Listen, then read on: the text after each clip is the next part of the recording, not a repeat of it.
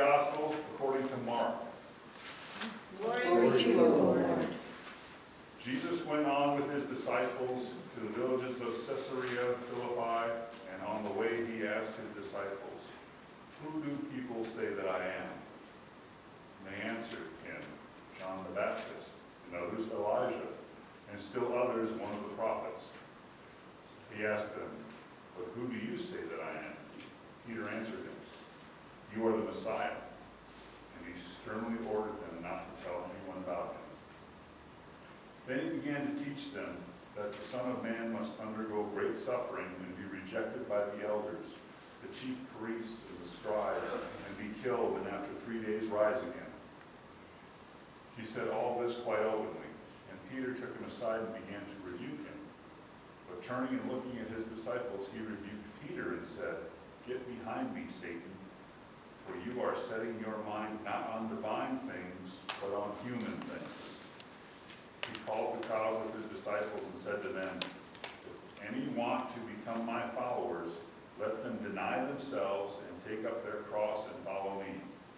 For those who want to save their life will lose it, and those who lose their life for my sake and for the sake of the gospel will save it.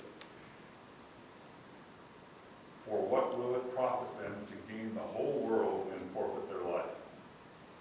Indeed, what can they give in return for their life? Those who are ashamed of me and of my words in this adulterous and sinful generation, of them the Son of Man will also be ashamed when he comes in the glory of his Father with the holy angels." The Gospel of the Lord. Praise to you, O Christ.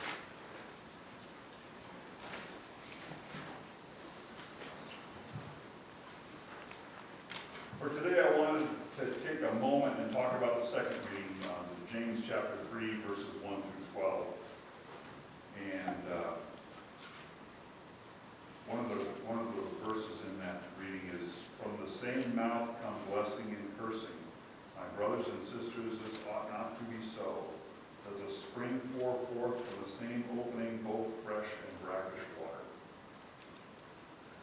I find the passage in James interesting to me because it calls out the spectrum of messaging that our voices can cover.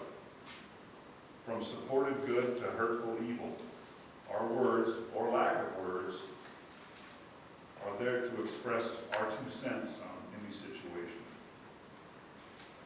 This entire reading warns of that spectrum and the power of the tongue and what it has in our lives.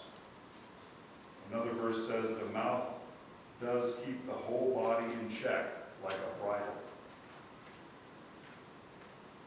But deeper still, at times we say that we said that without even thinking. And that's saying something in a quick response is an incident we've all done. We've all been in a situation where we wish there were strings on our words and we could pull them back. But there are no such abilities to recall statements. But our mind did think the thought, regardless of it seeming that it is not so. All the words we speak are the communication of our thoughts. Ralph Waldo Emerson said, "A man is what he thinks about all day long." What I look at today is the powerful and positive notion in that passage about the bridle. The mouth does keep the whole body in check like a bridle. Words are the communication of our thoughts.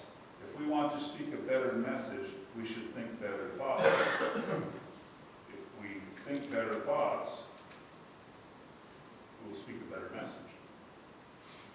If we are what we think about all day long, why not think better thoughts, productive thoughts, affirming thoughts? Why not share those thoughts in words with others?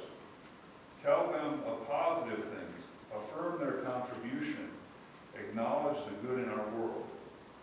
As simple as, "It's a beautiful morning," or "I like the way you did that," or "I appreciate that we had a moment to talk today." A list of small appreciations can grow large if one is paying attention and thinking about it. And by thinking about positive communication, we steer our mind in that direction. The tongue is a bridle.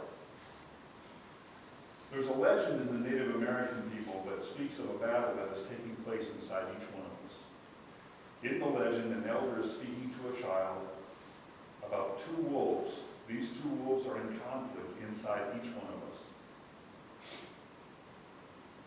These two wolves fight relentlessly. One wolf represents the good within us, the other wolf represents what is not good within us. Which one wins? The child asks the elder.